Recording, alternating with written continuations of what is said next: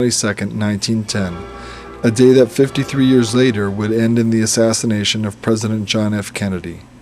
But on this evening at the home of J.P. Morgan, who was the frontman for the Pasteur Empire, these men conspired and concocted the principles for the legislation which would become the Federal Reserve. The participants were Frank A. Vanderlip, to become president of New York's National City Bank, representing the Rockefellers and Jacob Schiff firm called Kuhn, Loeb and Company. Abraham Piatt Andrew, Assistant Secretary of the United States. Henry P. Davison, Senior Partner of J.P. Morgan Company. Charles D. Norton, President of First National Bank of New York, another J.P. Morgan-controlled bank. Benjamin Strong, another J.P. Morgan partner who became the New York Fed's first governor. Paul Moritz Warburg, Kuhn, Loeb and Company partner, and a member of the infamous Warburg-Del Banco Venice banking dynasty, which later moved into Germany and the Netherlands as M.M. Warburg Banking Company, the family that helped create the Bank of England against the laws of the Magna Carta.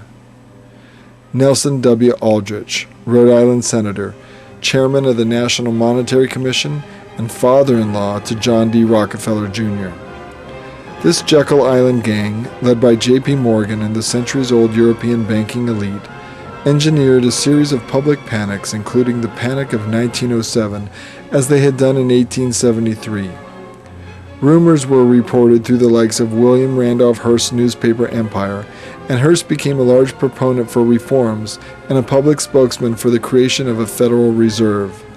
The Aldrich Plan, as it was known, was attacked by many who saw that it benefited Wall Street bankers, but a second alternative, the real game plan, lay in wait, proposed by Congressman Carter Glass of Virginia, called the Federal Reserve Act.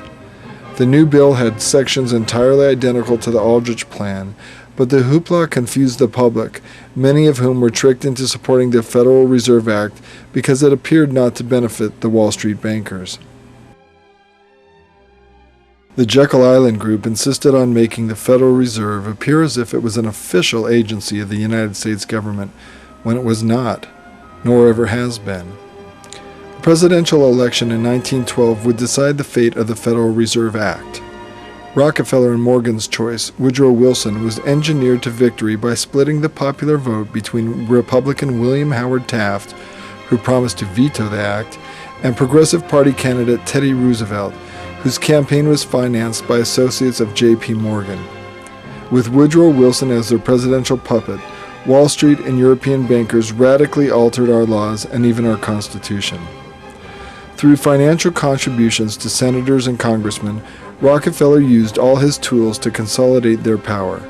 Rockefeller Jr.'s father-in-law, Rhode Island Senator Nelson Aldrich, led a group of politicians that pressured the legislative branch of government to accept the 16th and 17th Amendments. Amendment 16 of the United States Constitution authorized income taxes in their present form and was ratified on February 3, 1913.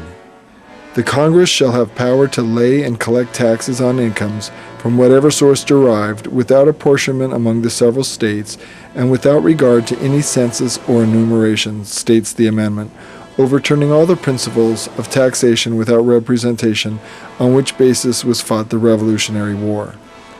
The European banking community centered in London had finally won the Revolutionary War. So the wealthiest could buy Senate seats in order to control all future legislation. Amendment 17 of the United States Constitution was ratified on April 8, 1913, and first in effect for the election of 1914. It amended Article 1, Section 3 of the Constitution, and it changed laws towards direct election of senators by the people of a state, rather than their election or appointment by a state legislature as the Founding Fathers had designed. Now, money could buy seats on the Senate, which was vital to the banking cartel because it is the Senate that decides which legislation from the House would become law. While neither amendments have been constitutionally ratified, the courts to this day do not challenge their legality.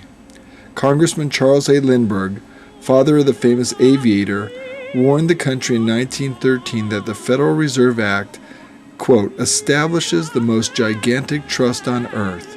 When the president signed